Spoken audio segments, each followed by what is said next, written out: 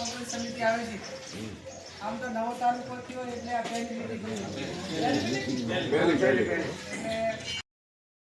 જે ભાઈઓ ભાગ પડે એટલે દીવાનો યારનું નોકનું આ બાજુ નવા પ્રમુખ પણ ધીરાભાઈને બનાવ્યા જિલ્લા અને તાલુકા પંચાયતની ચૂંટણીના અનુસંધાને આપ સૌ અહીંયા ઉપસ્થિત થયા છો એમાં ભાઈ શ્રી દિલાલસિંહભાઈ ભાઈ શ્રી ઠાકરસિંહભાઈ ધીરાભાઈ નાગજીભાઈ હાર્દિકભાઈ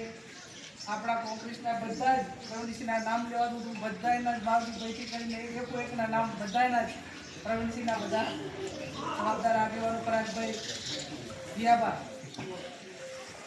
છે કાંઠેથી કરીને રાગાનેડાથી કરીને બધા જ આગેવાનો અહીંયા ઉપસ્થિત છે જિલ્લા અને તાલુકા પંચાયતની કોણ સીટો 16 અને જિલ્લા પંચાયતની 3 આમાં દરેક જાતિના સમીકરણને ધ્યાનમાં રાખીને ઉમેદવારો નક્કી કરજો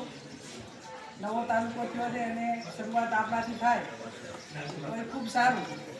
અને આ કાંટો તો કાયમી કોંગ્રેસની હાથે રહ્યો છે અહીંયા ઠાકરસિંહભાઈ 2 વખત જીત્યા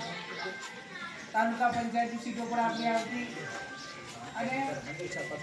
તમે બધા એક સાથે મળીને એકાબીજાને મદદ કરશો અરસપરસ એવું નહીં કે તળાવમાં લડતા હોય ને તળાવ પૂછી ખબર રખાય તળાવવાળાના ખજાવાળાના કહેવાય ત્યાં હોય અમને કહેવાય અને જિલ્લા પંચાયત તો મને લાગે દૈયપ અને તળાવ બે અનામત એક સીટ આપણે ધીમાવાળી છે ને જિલ્લામાં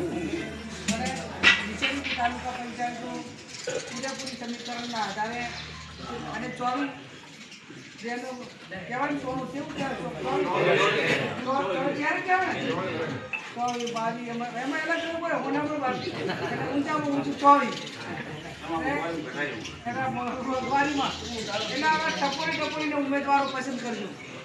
એનું કારણ કે જીત્યા પછી પડે એને રાજસ્થાન લઈને જવું પડે ને ખબર રાખવી પડે ને એના વડે પર કેટલા ગણા માહેર લેવું પડે એના કરતાં ના જીતે તો સારું હોય એટલે પૂરેપૂરું પાર્ટીને વફાદાર હોય મતદારોને વફાદાર હોય જે તે ગામના બધા જે આગેવાનો હોય જે કોઈ સમાજમાંથી આવતો હોય સમાજને આપણને ચાહે ના લાગે એક વખત કોઈ પણ ઉમેદવાર કે જીત્યા પછી એ રીતનું કરે ગામમાં અને બીજા એના ટેકેદારોને પણ માનતું આપણે બેંકમાં લોન લેવા દઈએ તો બેંકમાં લોન લેવાની હોય હીરોય ના ભરે ને તો પેલા ઓલા જામીન જાય ને એને ડિફોલ્ટ કરે ભાઈ કે તમે પહેલાં જામીન થયા હતા એ ભરીએ લોન નહીં ભરી એટલે તમારે લોન નહીં મળે આવું ખરું ને હા આમાં એવું હોય પછી જે આપણે જેના કહેવાની ટિકિટ આપી હોય અને એ ના કરે તો પછી મારું કહેવું છે બધા માટે કરીને ભવિષ્યમાં આવનાર સમયની અંદર બધાને તકલીફો પડે એટલે આપ સૌ સાથે મળીને તાલુકા પંચાયત બનાવો આપણા નાના લોકોનું કામ એ તાલુકા જિલ્લા પંચાયત એટલું સીમિત હોય આજે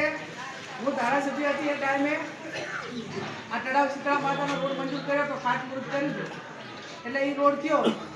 આપણે ચોટીલવાળો કર્યો આપણે દૈયપવાળો કર્યો એવા અનેક રોડો જ્યારે હું ધારાસભ્ય હતી એ ટાઈમે મોટા ભાગે જતા થતા હતા એટલા કર્યા આ એ ટાઈમે ભાજપવાળા એમાં ભાષણ કરતા હતા કે ભાઈ ચાલુ સરકારનો ધારાસભ્ય આવે ને તો અમારા બધા કામ થઈ જશે